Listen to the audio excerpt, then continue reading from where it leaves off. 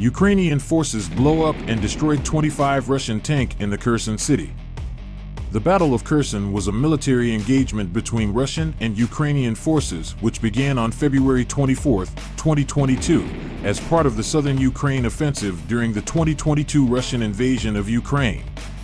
Kherson was the first major Ukrainian city and only regional capital captured by Russian forces during the southern Ukraine offensive.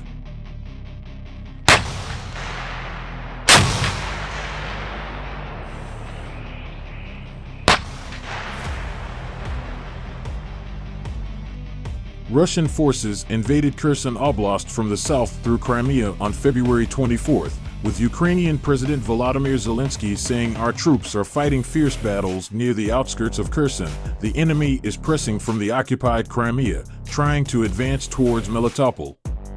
By the evening of February 24, Russian forces reached the city of Kherson and had secured the Antonovsky Bridge, which provides a strategic crossing over the Dnieper River and towards the important junction city of Mykolaiv.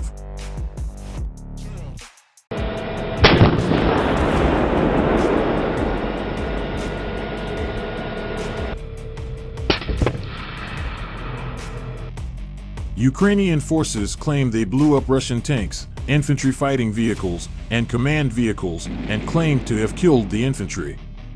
Today, Ukrainian forces have blown up and destroyed 25 Russian tanks in the city of Kherson. Ukrainian National Guard artillery destroyed enemy tanks, BMPs, command and staff vehicles, and hit enemy positions in the southern direction. The BMP is a Soviet-era amphibious infantry fighting vehicle mounted on a caterpillar track and usually equipped with a compact cannon. It's not like a light tank.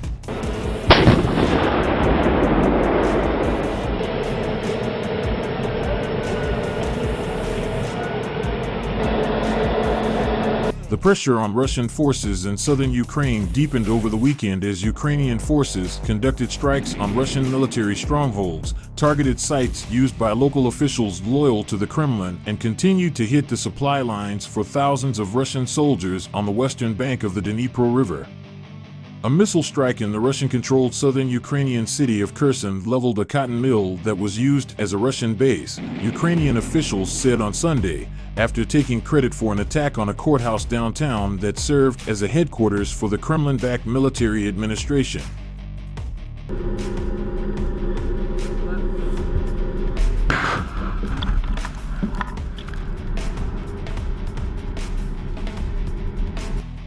Another challenge to Russia's claim that it has full control of the security situation in the city came late Saturday, when a firefight broke out in the streets of the city and continued overnight, according to video released by Russian military bloggers.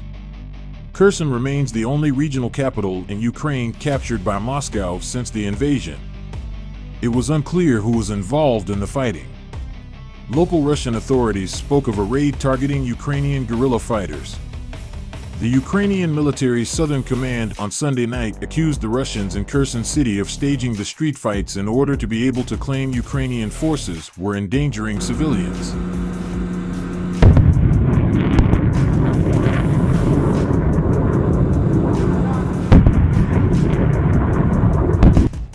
Mikhailo Podolyak, a top advisor to the Ukrainian president, said that the firefight was an internal struggle between Russians looking to divide the loot before they flee.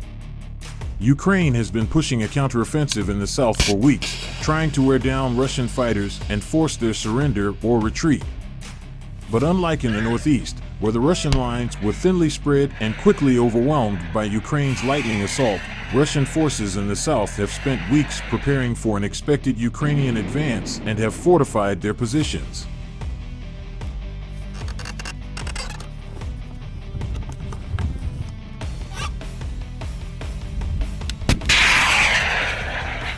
Despite the increasing pressure, there was no indication of any mass Russian withdrawal, and Russian forces have continued to assault Ukrainian positions and pound Ukrainian towns and villages.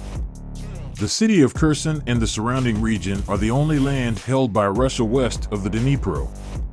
Ukraine has been blowing up Russian ammunition dumps and command posts and hitting river crossings and supply lines with precision missile strikes, seeking to isolate the estimated 25,000 Russians on the Dnipro's west bank. Три!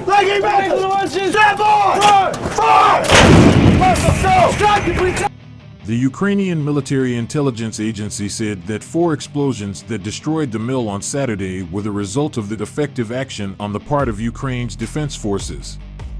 Serhiy Klon, a regional legislator, said Ukrainian forces were also responsible for the strike on the courthouse, which he said took place on Friday as Kremlin-approved local leaders were meeting. Ukrainian forces have disabled all the crossings over the Dnipro, so the Russians have been relying on hastily built pontoons to move supplies back and forth.